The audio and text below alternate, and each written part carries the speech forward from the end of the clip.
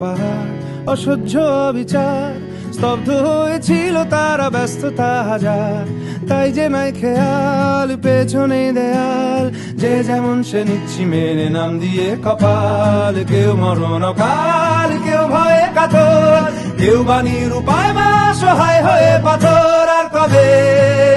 আর কবে, আর কবে, আর কবে, আর কবে, আর কবে, আর কবে, আর কবে, আর কবে, আর কবে,